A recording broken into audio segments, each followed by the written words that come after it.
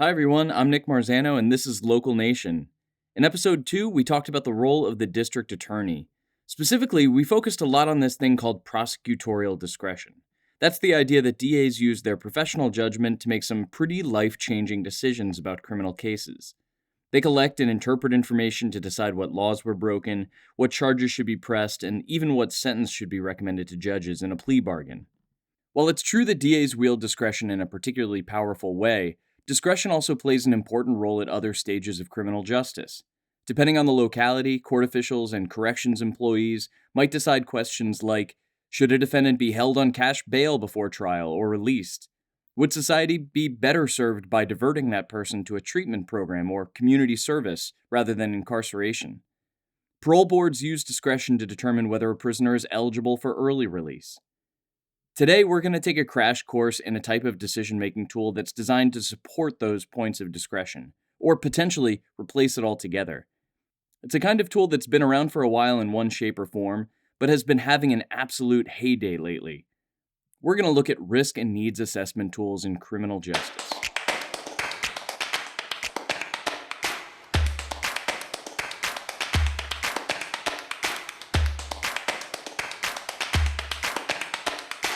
Human discretion can be really good at things like empathizing and accounting for unexpected information at various stages. Evidence isn't always cut and dried. It doesn't always fit into clean categories as much as we want it to.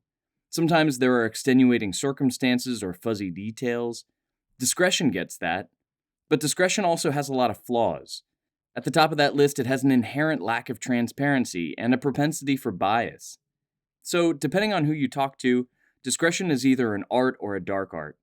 There is a process, but it's always ticking away quietly in the human brain. Unless there are clearly posted policies we can read with our own eyes, the public just can't see what exactly is influencing these decisions. And of course, the people making the decisions don't completely understand all of the influences acting on them. There is implicit bias in pretty much every decision we make. We make snap judgments based on things we know, or things we think we know, or things we think we don't care about, but crap, it turns out we act on them anyway because they're ingrained in our culture. We've tried legislative fixes to this with some success. Every state, for example, has sentencing guidelines that include mandatory minimums for incarceration and other community sentencing options. Some states fix those minimums while others give a range and leave large discretion to DAs and courts. But even with those guidelines, discretion is still in play in everything from decisions on arrest, charge, sentencing, and parole.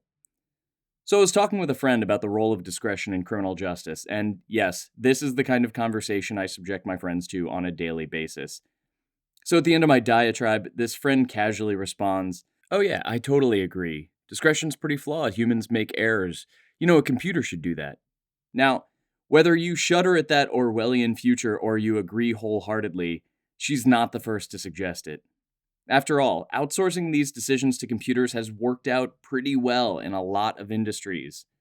Flights are safer than ever because of autopilot. Clinical decision support systems are helping healthcare professionals avoid adverse drug events and other preventable medical errors. And when is the last time you answered a random question about Bitcoin or DACA or flying squirrels by running to the closest library to run through their card catalog? Depending on when you were born, the answer is probably a long time ago or never. You let Google's search algorithm do the perusing for you. But can this approach work in criminal justice where there are so many value-laden decisions? Decisions about what crime merits what punishment, how to rectify a wrong, and how to balance public safety while ensuring due process for the accused. These are decisions that impact, to quote homeroom teachers everywhere, liberty and justice for all. Whatever your opinion, this experiment with risk assessment and algorithms in criminal justice is already happening in local governments everywhere. So this episode was going to be about the role state legislatures play in local government. Following an episode on district attorneys and an interview with the Access to Justice Lab's James Greiner, I wanted to make it clear that this podcast isn't just about criminal justice. I have range, people, I swear. But my friend's comment made me realize that the district attorney primer left this important question just sort of lingering in the air. Can we do better than discretion? State legislature fanboys and girls, I promise you'll have your day soon, but today let's look at the other side of the coin. To start off, let's talk about the main goal of these risk and needs assessment tools at any stage of the system. In broad terms, the aim of a risk assessment is to try to predict an individual's potential for recidivism. Recidivism is just a fancy word for likelihood to reoffend, to end up back in the system if they're released from supervision at any given state in the process. Some of these tools are called risk and needs assessments because they also evaluate and make recommendations on programs and services that could lower risk for reoffending. For example, someone with a drug addiction is probably at risk of reoffending. Relapse is part of recovery, after all. An assessment might try to assess their risk of being picked up for possession again, or a crime like robbery that might be prompted by addiction. The needs portion might match them with existing rehab programs outside or inside jail. And these tools are being used in the same places professional discretion might come into play. One of the most popular uses right now is at the pretrial stage. After arrest, courts use risk assessment to determine the likelihood a defendant will show up for court if they're released, and whether they're likely to commit another offense in the meantime. In some cases, a risk and needs assessment could help courts decide if someone is eligible for a diversion program that bypasses court altogether. On the other side of the system, they're also used by parole boards to help them make decisions about eligibility for release from prison and to make decisions about the terms of probation and other forms of post-incarceration supervision and case management. Within prisons, authorities also use these kind of assessments to assign inmates to different levels of security. Basically, these tools are everywhere these days, and they all promise this positive future where resources can be conserved for the riskiest offenders. If they can do a better job than human judgment at helping us spot low-risk individuals at pretrial, or those who might respond well to drug treatment and lighter supervision like probation, maybe those people can avoid jail time. Proponents argue this will help free up strapped state resources. It could also return more people to their homes, families, and jobs. If an individual doesn't present a high risk to society, it's arguably riskier to lock them up and destabilize the parts of their life that are working.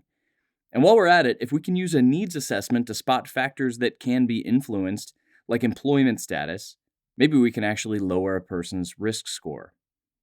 Whatever your take on the moral argument for rehabilitation, there are plenty of economic and utilitarian reasons to consider a broader array of options than simply locking people up, which can cost anywhere from $30,000 to $60,000 a year depending on your locality. The other promise made by proponents of these tools is that they offer consistency of judgment.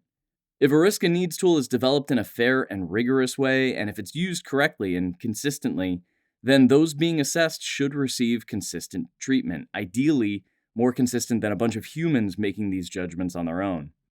So far, so good, right? Sounds pretty great. If you were to stop the podcast here, you'd probably feel like you have your answer. Onward into the quantitative, objective future, risk assessments for president. But of course, it's not that simple. Because the people developing these tools, conducting these assessments, and deciding where and how they're going to be used all have one very important thing in common. They're human. More on our flawed humanity in a bit, but first let's take a look at how these tools are made. First, you take a sample of de-identified data from your favorite state's Department of Corrections.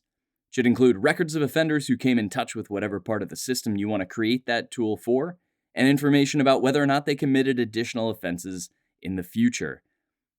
So let's say you're trying to create a tool to assess risk and needs at pretrial. You'll want data on what they were arrested for, maybe what they were charged for, and whether they were arrested or charged for anything else before the trial for that first offense.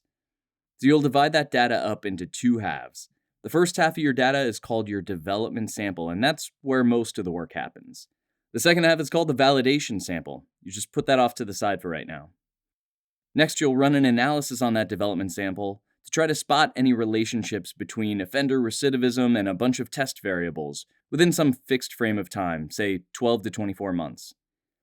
By looking at age of first arrest or number of convictions, can you make any assumptions about how likely a person is to reoffend when they're released from pretrial supervision and waiting for that trial? If so, those factors might get different weights in your tool based on how predictive they are in your development sample. If not, you scratch them and move on to testing more variables. You might also investigate the relationship between those factors and different types of recidivism. So, how many prior convictions increase the likelihood or risk someone will commit a violent felony, like armed robbery if they're released before trial, versus a property felony, or a less severe misdemeanor? So once you have a list of variables that look like pretty good predictors of risk, the last step is to test that on the other half of the data you've been saving. That's why it's called the validation sample. You'll also want to check and make sure your tool predicts accurately for different subsets of the population, like men and women or different racial groups. I know statisticians are cringing at that $5 buffet of oversimplification I just served up, but that is the basic idea. There are other tools that include additional data, such as intake surveys. Those might take into account more fluid factors that don't show up on criminal records, such as social isolation or substance abuse. Because math is hard, many localities and states just choose not to create their own tool. Instead, they contract with a number of proprietary tools on the market that have already been built and validated. Some of these modern tools even use machine learning to constantly adjust these algorithms as new data comes into the system. Risk assessment is not a new phenomenon in the criminal justice world. It has, however, gone through some transformational phases over the past 100 years. Currently, we're living in the fourth generation of these tools. First gen risk assessment was really just discretion. It's also been called unstructured clinical judgment. Judges, corrections officers, and other decision makers would gather information and then use their own professional judgment to decide what sentencing, treatment, and supervision was appropriate for a person. Around the 1970s, we entered the second generation of risk assessment, with the emergence of evidence-based tools. These simple calculations looked at prior criminal history and tried to predict future behavior. They weren't perfect fortune tellers, and spoiler alert, neither are today's risk assessment tools. But they represented an important shift from internal subjective assessment to something more mechanical and, hopefully, more objective. These tools took major cues from the sort of actuarial science that insurance companies had been developing since the 1600s. It makes sense that they had a lot of experience in this. When your product is basically a gamble on injury and death, you have a pretty strong incentive to get good at predicting which customers are more likely to get into a horse-drawn buggy accident or shuffle off this mortal coil earlier than others. This new actuarial approach did more than just change how a judge calculated risk. It actually had a profound effect on the way people thought about the goals of justice. Studying this historical criminal data and thinking about the risk it could predict, a school of thought emerged that a small percentage of individuals were responsible for the overwhelming majority of offenses. If you've ever heard that phrase, career criminal, this is the moment in time that popularized it. This theory went on to suggest that if we could just use these new risk assessment tools to identify these so-called supercriminals, we could lock them up for longer sentences and, in so doing, protect the majority of law-abiding citizens. This movement had a name. It was called selective incapacitation. Selective incapacitation was sold as a progressive movement. If we could just find and incapacitate the 6% or so of the population that commits the majority of crimes, we could reduce prison populations. But yeah, that turned out to be about as progressive as a rock. First, it treated a particular group of individuals as beyond redemption or rehabilitation.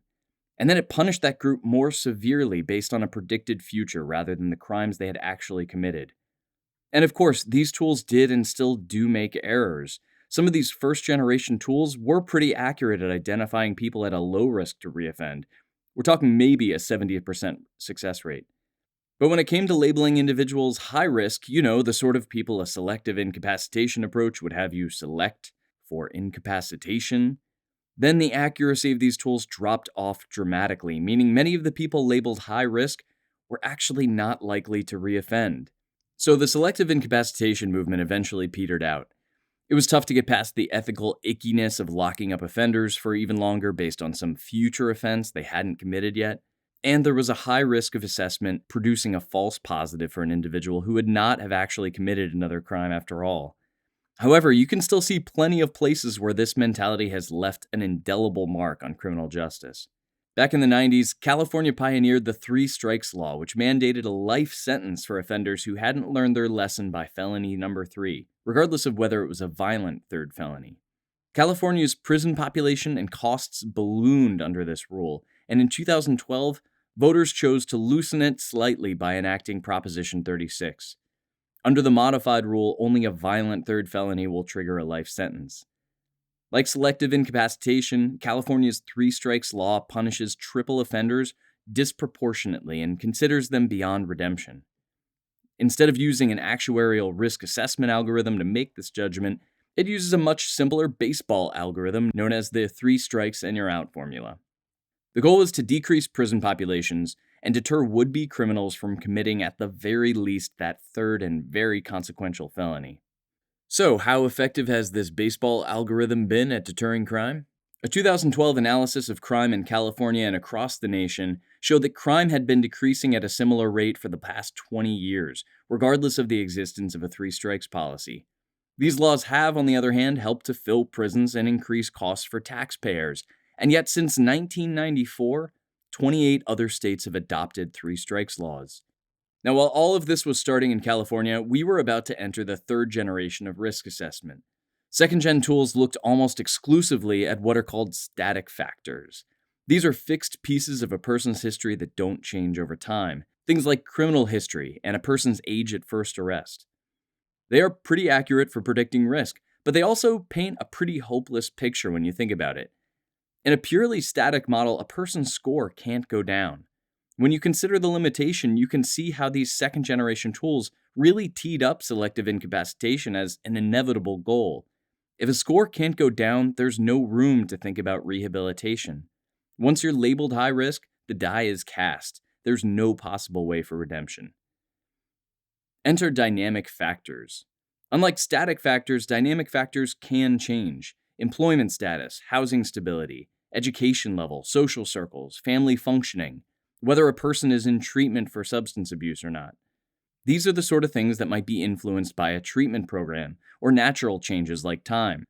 For example, we know that as men age into and past their 30s, their testosterone levels begin to drop, as does their propensity to commit violent crimes. It's a bell curve, it's dynamic. While third generation tools continued to use static factors in scoring risk, they also began to incorporate these dynamic factors. Because many of these dynamic factors can also be described in terms of needs, you see these tools start to be called risk and needs assessments. The LSI-R, which stands for Level and Service Inventory Revised, very sexy name, I know, please try to control yourselves. The LSIR is a third-generation risk assessment tool that was created in 1995, and it's still in use in many states today. It looks at 54 factors across 10 categories, including criminal history, family, substance abuse, attitudes, and social circles.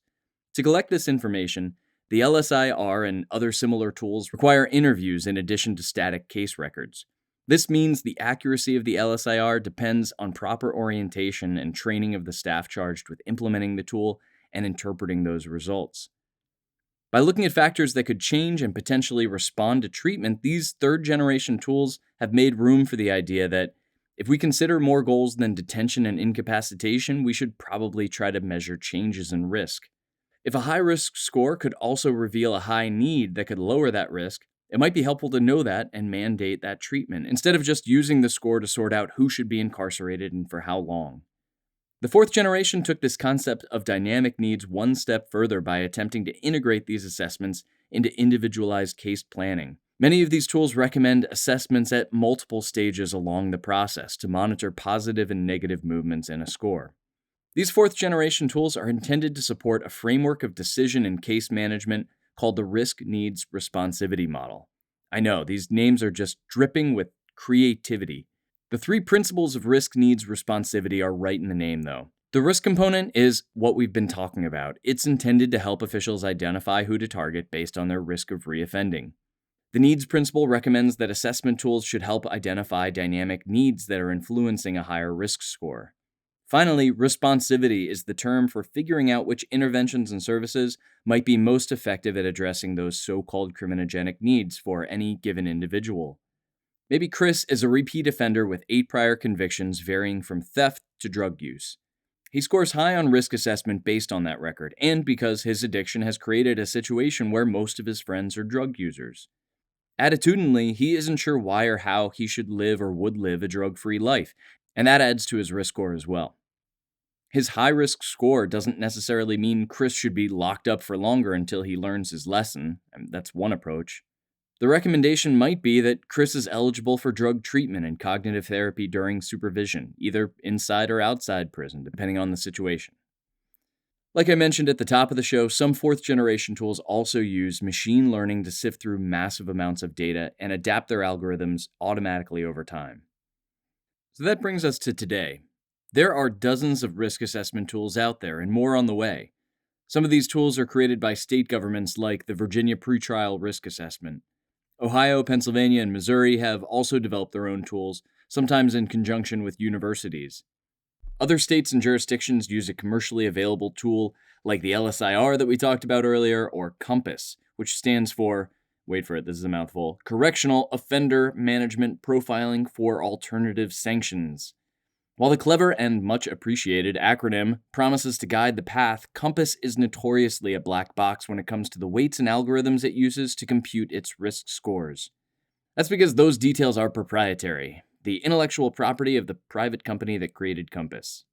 Which brings us to the controversy surrounding these tools. Even folks who support the idea of algorithms to support decision making have raised some red flags about the way these tools are designed and the way that they're used in practice today. One of the biggest criticisms leveled at these tools is that they are, much like their human creators, imbued with bias, specifically racial bias. A 2016 investigation by ProPublica gives us pretty good reason to believe that's true, at least for the proprietary tool called COMPASS. To test this, ProPublica secured actual COMPASS risk scores for 7,000 defendants from Broward County, Florida. Then they looked at whether these individuals were actually charged with any additional crimes over the next 2 years. The study found that COMPASS was twice as likely to mislabel African Americans as high risk as it was to mislabel white defendants. That means that when COMPASS got it wrong, when the offender didn't go on to reoffend, they got it wrong twice as often for black defendants. Around 44% of black defendants were mislabeled high risk. White defendants, on the other hand, were twice as likely to be mislabeled low risk, meaning they went on to reoffend despite a low risk score. Now, none of these tools, including COMPASS, explicitly use race as a factor in their algorithms. That would be a violation of the Equal Protection Clause of the 14th Amendment. If you give someone a higher or lower risk score based on the color of their skin, that's decidedly unequal, right? So what's happening here? Well, there's good reason to believe that some of that bias is baked into static factors. Remember, those are the factors that don't change, like criminal history. For example, many assessments use arrests as a variable. Now, remember, an arrest says nothing about whether someone is guilty of a crime or even charged with one. Follow me for a second here. African American and Latino neighborhoods have a history of higher police presence. More police means more stops. More stops means more arrests.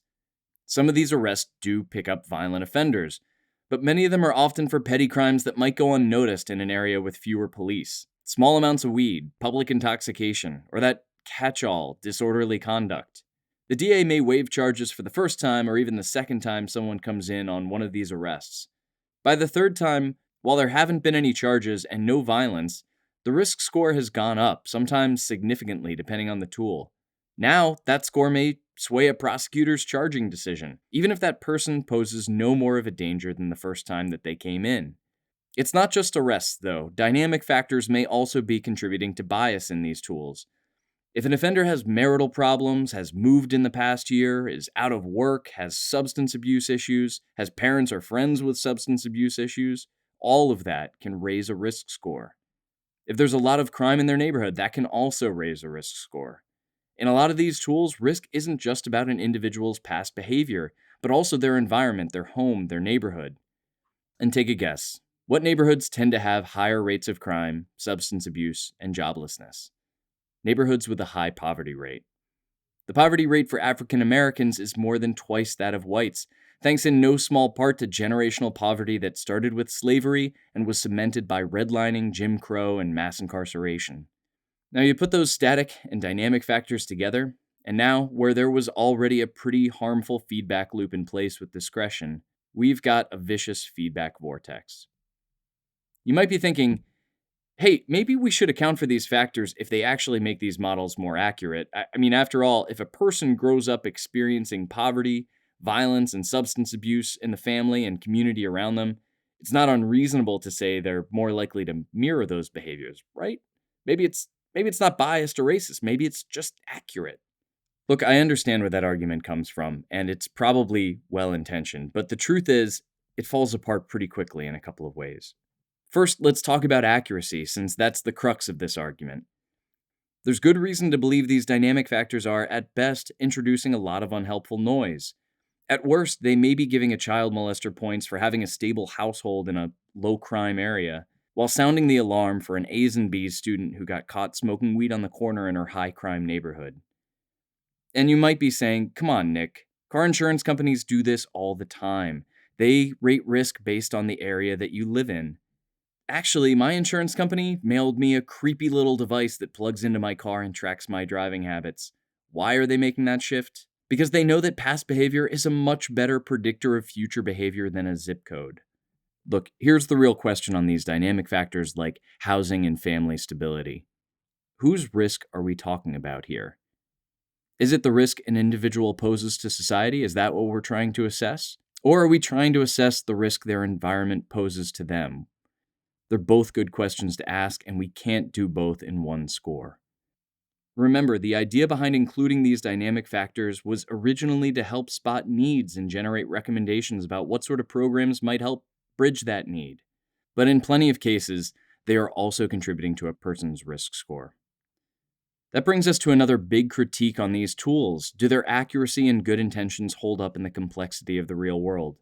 When a risk and needs assessment recommends a program like community service diversion instead of jail time, or substance abuse treatment during a prison sentence, are those options even available to decision makers?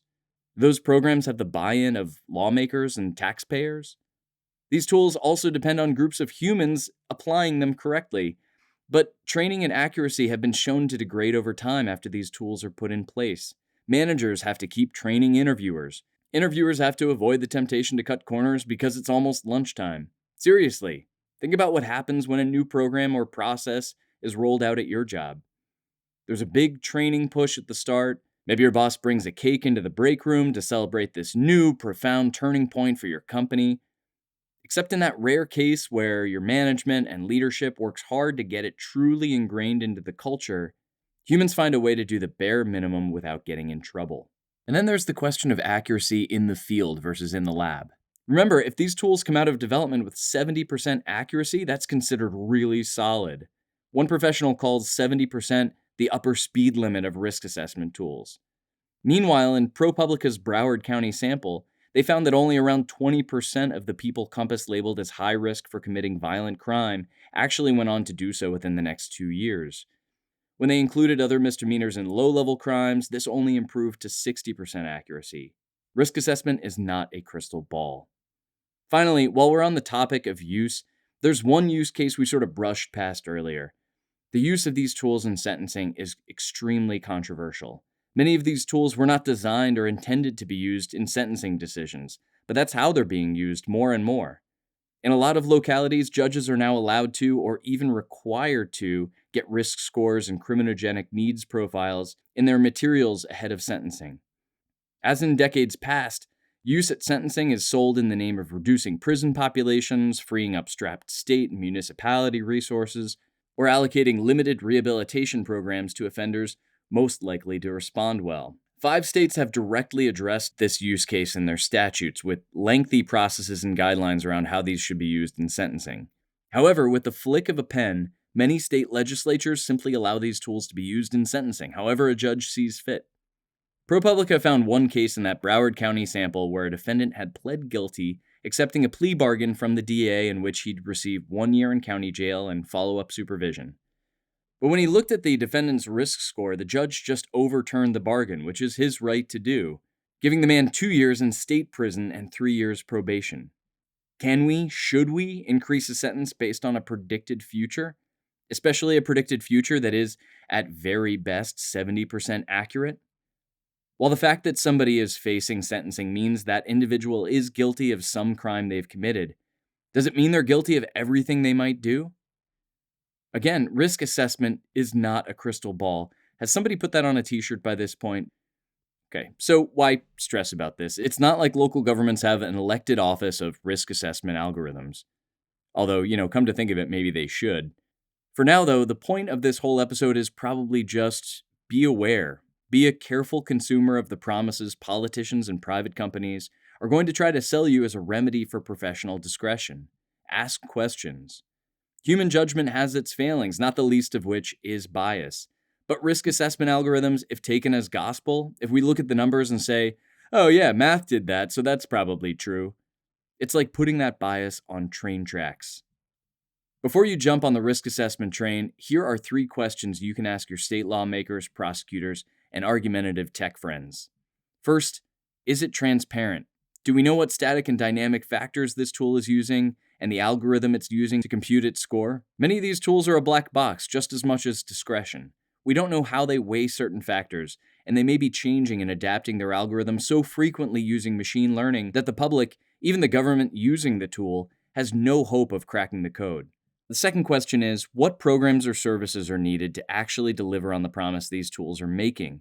It's problematic, some would say unconstitutional, when we use needs data about where a person lives and who gave birth to them to justify detaining them before a trial or ramping up their length of sentence.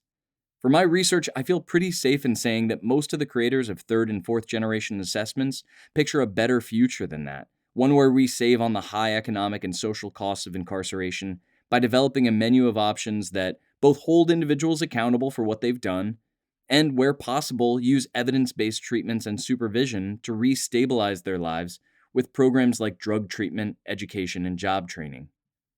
What if we could study the effect of those programs on mitigating the known risk associated with growing up in poverty or an abusive household? Maybe then we might decide it makes more sense for taxpayers to pay for those programs earlier, say by moving dollars away from prison and into high-quality public education and job programs. And question number 3 is, where do we draw the line when it comes to prediction in the future? Because it's already made its way into surveillance and policing. Real-time predictive algorithms are already being used to deploy tomorrow's officers to forecasted hotspots based on yesterday's data. Property crimes, for example, tend to swarm. They tend to hit the same area over and over again for a period. Police want to be there when it happens. You've also got facial recognition software, which is already being used to spot individuals with known warrants and criminal records. This technology was put to work to identify likely suspects after the Boston bombing, to great effect. But it also raises some obvious questions about privacy, right? Kathy O'Neill, author of the recently published book Weapons of Math Destruction, compares facial recognition to a sort of virtual stop and frisk. And as we get better at spotting individuals in a crowd, we will also get better at matching them with the huge waves of data coming out of our phones, our wearables, and our social media accounts. One day soon, you may be walking by a police cruiser, and unbeknownst to you, a score is going to pop up on their screen. They'll see your parking and speeding tickets, and they might see all of the high, low, and medium risk connections you have on Facebook or Snapchat. With all of this data, the inevitable temptation kicks in. What if we try to do more than just predict the areas likely to experience a type of crime? Or do more than find people who have already committed crimes and are evading authorities? What if we try to predict the individuals more likely to commit crime? That's already happening. In 2009, a project in Chicago assembled a list of the 400 people most likely to commit violent crime in the future based on a statistical analysis. Each of those people received a knock at their door from an officer, letting them know they better watch themselves because they're being watched. So sure, there is probably a giant constitutional leap between a knock on the door and arresting someone based on risk. I haven't read of any locality currently working towards predictive arrest. But we do need to ask about the accuracy, fairness, and efficacy of well-intentioned predictive deterrence programs like this. It's hard to pull apart correlation and causation. In other words, how much does a cop showing up on your doorstep, letting you know you're being watched, actually increase your likelihood to reoffend? Research on the role of stigma suggests it might. And that big data approach doesn't really make room for other crime prevention strategies like community policing, which focuses on crime deterrence through building strong relationships with the community. So we've covered a lot in this episode. To recap though, we should be able to see the inputs and outputs of risk assessment tools. We should expect to see more programs to support the needs these tools identify, and we should keep a careful eye on risk assessment as it makes its way into predictive surveillance. One last time, risk assessment is not a crystal ball. Thanks for listening and for being an above-average citizen.